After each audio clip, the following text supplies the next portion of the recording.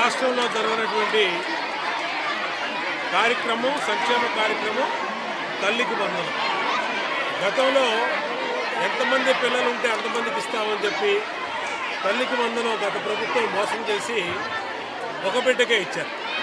కానీ ఎన్నికల ముందు చెప్పాం, మేము అధికారంలోకి వచ్చినాక పిల్లలు ఎంతమంది ఉంటే అంతమందికి డబ్బులు ఇస్తామని చెప్పాం. ఇవాళ దాదాపు 70 లక్షల మంది పిల్లలకి గత ప్రభుత్వం 20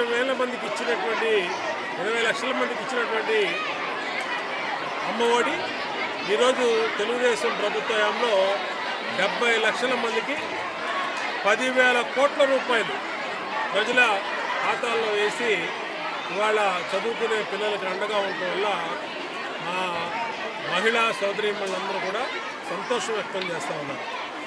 సంక్షేమ కార్యక్రమాలంటే తెలుగుదేశం పార్టీ చెప్పినట్టుగా చేస్తే అట్లాగే అందరికి ఇస్తానని చెప్పాం.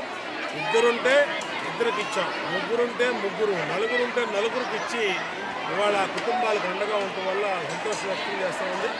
మా ప్రభుత్వం యొక్క ఆలోచన ఉంటే గవర్నమెంట్ స్కూల్లో చదివే పిల్లలకి తల్లికి వందనంతో పాటు స్కూల్ యూనిఫామ్స్, అలాగే shoes, text books, note books, మధ్యాహ్నం భోజనం అన్నీ కూడా పెట్టి వాళ్ళకు ఉజ్వలమైన భవిష్యత్తు కోసం, చక్కటి చదువు కోసం అన్ని రకాలుగా అండగా ఉండాలన్నదే మా యొక్క ఆలోచన.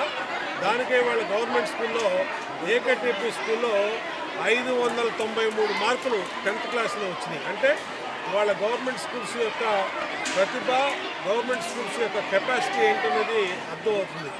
100% పాస్ అయినటువంటి స్కూల్స్ ఉన్నాయి, అలాగే 90% కూడా ఉన్నాయి. 585 మార్కులు, 593 మార్కులు వచ్చినటువంటి స్కూల్స్ ఉన్నాయంటే గవర్నమెంట్ స్కూల్స్లో ఎంత బాగా పిల్లలకి పాఠాలు చెప్తున్నారో అర్థమవుతూ ఉంది. కాబట్టి మేము ప్రజలు కూడా విజ్ఞప్తి చేస్తాం, మీ పిల్లలందరినీ కూడా గవర్నమెంట్ స్కూల్స్లో చేర్చండి, చక్కటి ఉజ్వల భవిష్యత్తుకు మేము అండగా ఉంటామని తెలియజేస్తాం.